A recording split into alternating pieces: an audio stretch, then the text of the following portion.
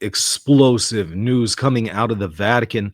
Pope Leo XIV just announced his plan, his vision for the church. He outlined what his papacy is going to look like. In this regard, I would like us to renew together today our complete commitment to the path that the universal church has now followed for decades in the wake of the Second Vatican Council. Full stop. Full stop.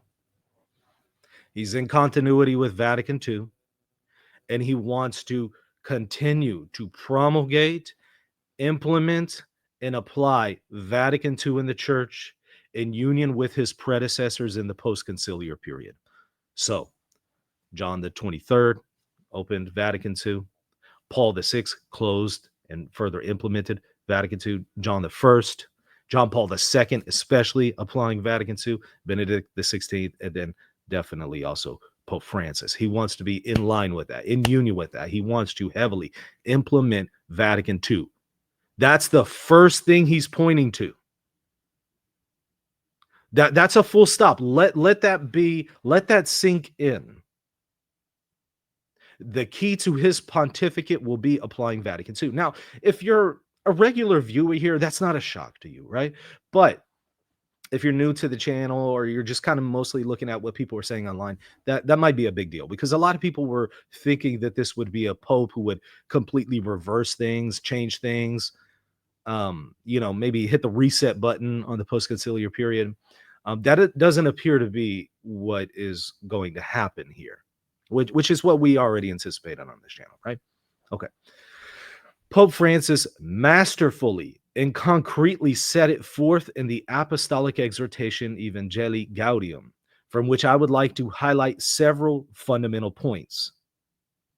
The return to the primacy of Christ and proclamation. Pope Francis, y'all saw paragraph here, it mentions 11 through like 16, was really, really big in Evangelii Gaudium of proclaiming Jesus Christ in the gospel of Jesus Christ. And there he was building on John Paul II in his footnotes. So what he's saying is, we need to carry out Vatican II and apply Vatican II. And how do you do that? One of the most important ways is outlined by Pope Francis in Evangelii Gaudium, by proclaiming the primacy of Christ, proclaiming the gospel of Jesus. Okay, that's number one.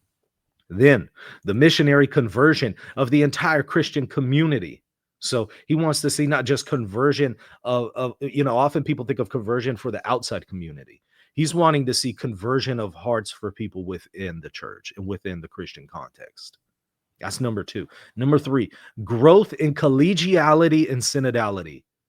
That's going to hit like a ton of bricks for some people.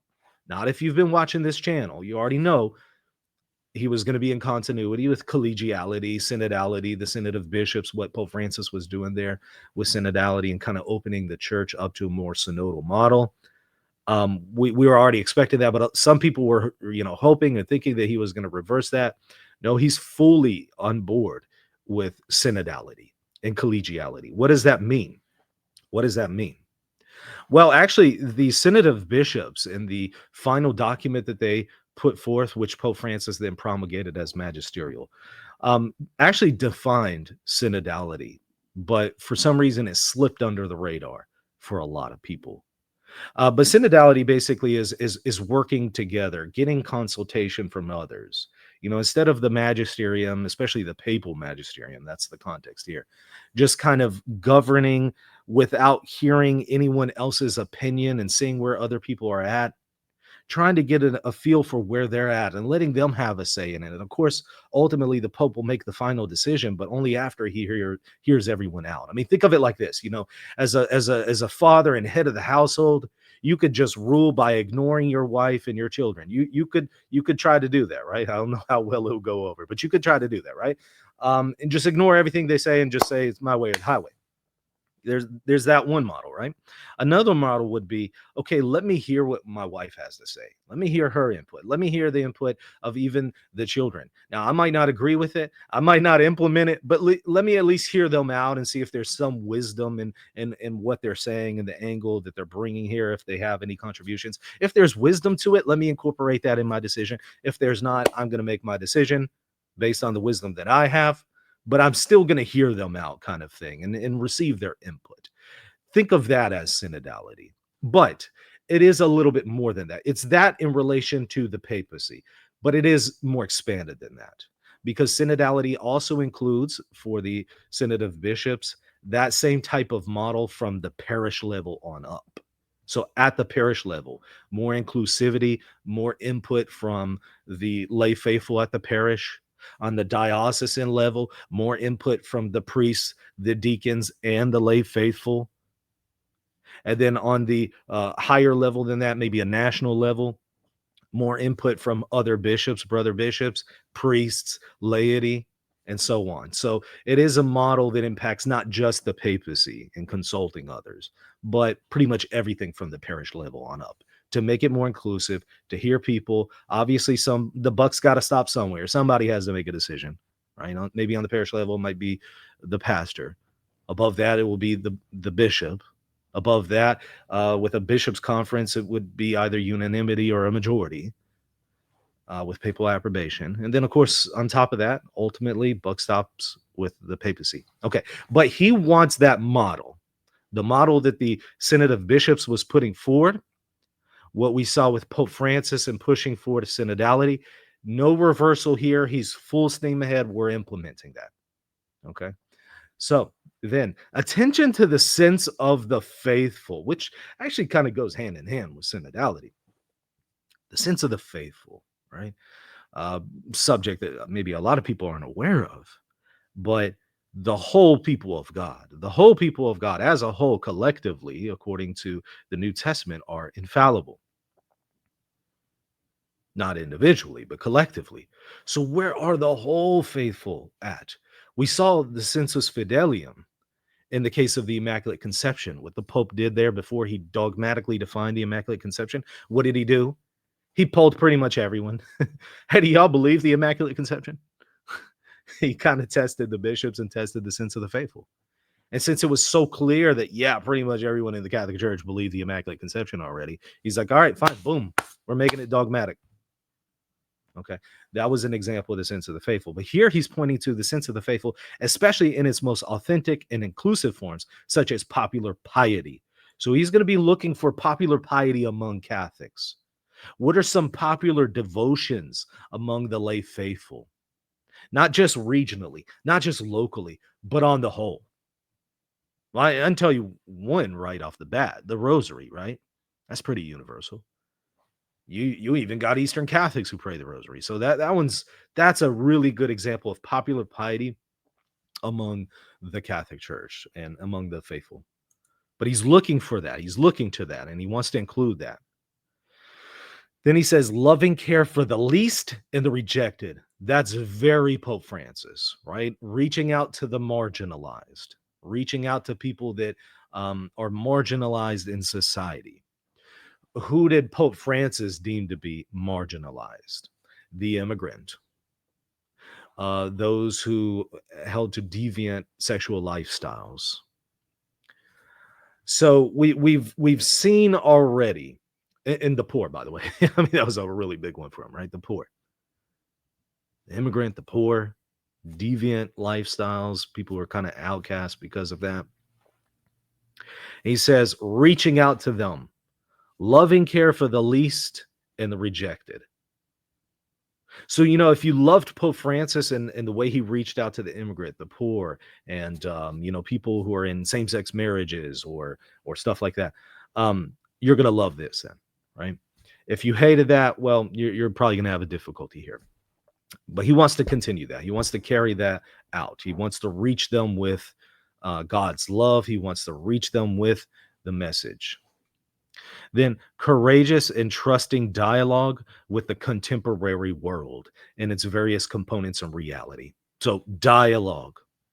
So this is going to be not just ecumenism, which technically would be between Christians, right? Non-Catholic Christians and Catholics, but also dialogue with other religions and dialogue with the world itself. He wants to carry out that notion of dialogue. Where did that originate? Well, it didn't originate from, but where was it highlighted, especially in the most contemporary period? In Vatican II. Vatican II called for that dialogue not only for ecumenism, but for dialogue with other religions. You see that in Lumen Gentium and other documents specifically dedicated to that.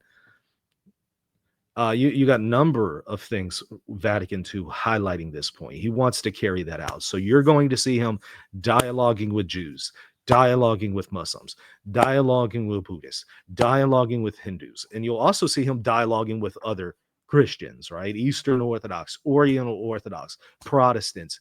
There will be dialogue there.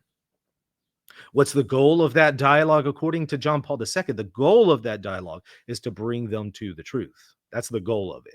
Sometimes I think in reality and practice, the church has lost that vision to where it became dialogue for dialogue's sake instead of dialogue to bring them to the truth. Might he alter that? Might he adjust it? There's some indications he might, but he will dialogue nonetheless, right? And then it references, of course, Vatican II, Pastoral Constitution, Gaudium et Spes, among others. So he is already right off the bat wanting to implement Vatican II, continue Pope Francis's legacy. So, I mean, if there's nothing else you take away from what we've seen so far, what is his vision for the church? Let's push pause on before we read the rest. What is his vision?